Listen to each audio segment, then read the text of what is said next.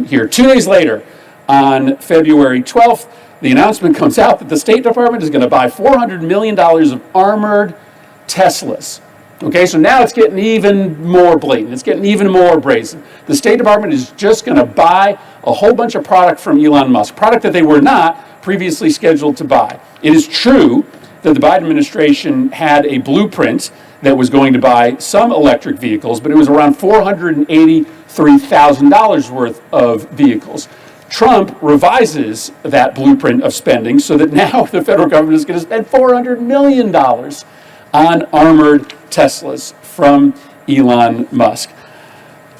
Let's see. That's February 12th. That same day, Elon Musk's people infiltrate the Department of Labor, and reporting suggests that during that infiltration, Elon Musk's personal representatives get access to enforcement information at OSHA, not only against Elon Musk's companies, and by the way, SpaceX has an employee injury rate that is 9 times higher than the industry average, but also workplace safety violations against Elon Musk's competitors. Here's the message. If you are close to Donald Trump personally, if you support him politically, you can get secret access to enforcement data against your country, against your companies, and your company's competitors. That's what happens on February 12th. 3 days later, there's some suspicious firings at the FDA, again related to Elon Musk's personal financial interests. Elon Musk owns a medical device company called Neuralink. It is currently being reviewed by the FDA, and guess what? On February 15th and 16th, all over a weekend, there are 20 people fired from the FDA's Office of Neurological and Physical Medicine Devices. Fired by Doge, run by Elon Musk. Clear message, you're going to get fired if you aren't on the right side of Elon Musk's application. Now, whether that was explicit or not, if the guy who is firing you has a pending application before your department, aren't you going to think twice? Aren't you going to think twice about ruling against his interests? This is why this is all unprecedented. Again, this feels normal because it's been happening every day, but never before in American history have we allowed someone who has a pending application for approval of a medicine or a medical device to be able to personally decide who gets hired and who gets fired at the regulatory agency making the decision over that medical device. But now this stuff is happening every day because on February 15th as well, that same weekend, there's an announcement that the FDA cuts are going to be even deeper, perhaps as big as 50%. That means that hundreds of drugs and devices won't get approved at the FDA.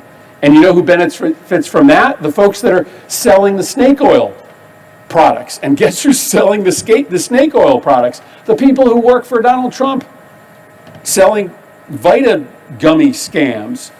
The director of the FBI is selling vaccine reversal pills. When the FDA gets gutted, it's the people who sell those unregulated products who stand to gain. On February 19th, 4 days later, we find out that the IRS is going to be cut by 7,000 people. And the biggest chunk of the folks who are going to be laid off are the people who do the audits of the billionaires and the millionaires and the corporations. And so once again, Elon Musk and the people standing behind Donald Trump on Inauguration Day are going to get off because the IRS just had its enforcement powers, its audit powers, absolutely gutted. That same day, on February 19th, you start to receive word that advertising on Elon Musk's platform is starting to grow again. And the reporting on February 19th indicates that American companies have come to the collective decision that they need to keep advertising on Elon Musk's platform because Elon Musk has so much regulatory power inside the federal government. That they need to make sure that they're paying Musk through Twitter and through X so that if they ultimately need something from the federal government, they can get it.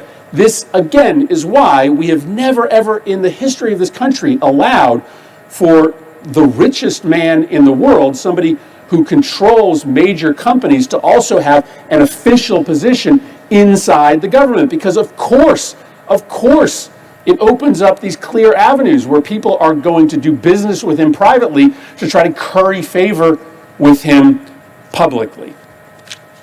I'm not done. It just keeps going.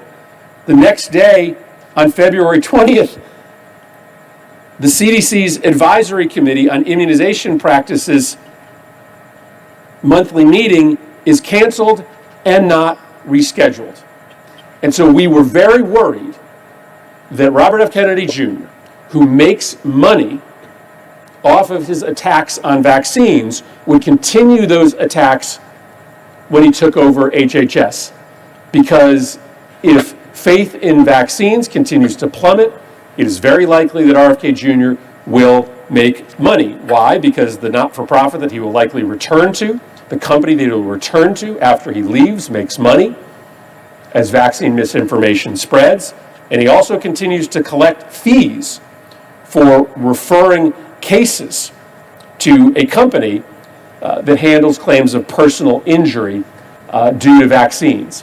And so when the CDC's Advisory Committee on Immunization Practices is canceled, it is a clear indication that, yes, this campaign of assault on vaccines is going to continue, which, not surprisingly, is likely to make RFK Jr. even more money.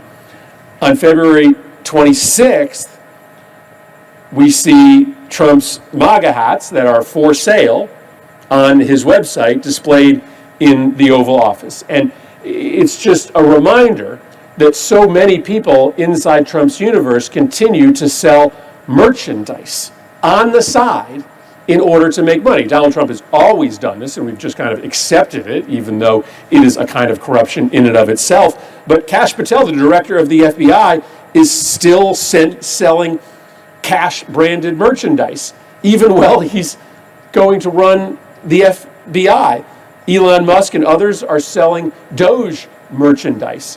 So as they trumpet their brand inside the government, they're making money off their brand outside of the government.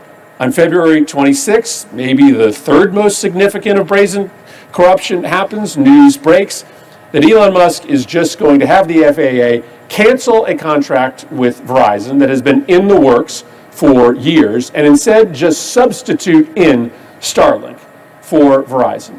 Just extraordinary that this is happening in plain view of everybody. Elon Musk takes his private company, uses his access to government to just shove out of the way his competitors and instead insert himself and his company. Again, we've never seen this ever before in American history, and now it's happening on a daily basis. And now we get to this week.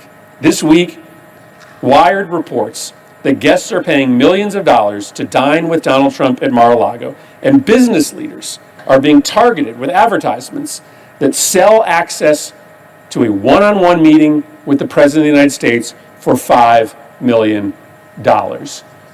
Come on! Like, seriously. There's advertisements that say, if you're a business CEO and you pay $5 million to Donald Trump, you can get a meeting with him. Like, this isn't okay. And yet, because it happens every single day, they're asking for us to pretend that this is normal. This is just 6 weeks. It's just 6 weeks. And the last thing on the list is an offer to meet with the president for $1 million or $5 million. If any previous president had sent out an advertisement suggesting that you could meet with them for a payment to them of $1 million to $5 million, in and of itself, we would deem that to be unacceptable. But Donald Trump and Elon Musk believe that because they have arranged this dizzying pace of corruption in which not a day goes by in which something doesn't happen inside our government in which Elon Musk or Donald Trump use their power in order to rig the rules to enrich themselves, then we are all going to feel that it's normal. This is how democracies die. Democracies die when the very powerful people steal from us so regularly, so openly, so unapologetically, that we come to believe that it's normal. And listen, I understand that many Americans may think that all of this stuff just used to happen quietly. And the only difference is that Trump and Musk are just putting it all out in the open. And I'm not saying that there haven't been instances of corruption. Democrats and Republicans in this body have been accused of and convicted of acts of corruption. It has been a fact of life in American politics for a long time, but never before has the corruption happened this openly or this frequently. And so I lay it all out for you this afternoon in the hopes that it is not too late for us to decide to stand up as a body and as a nation to say that this isn't okay. The Trump meme coin is not okay. It's not okay for people who have interest before the federal government to be able to anonymously funnel money to the President of the United States. It's not okay for Elon Musk to have access to Department of Labor enforcement data against him or his competitors that nobody else gets access to. It's not okay to just cancel contracts that were going to Musk's competitors and substitute in his own business just because he has the ability to do it as a friend of Donald Trump.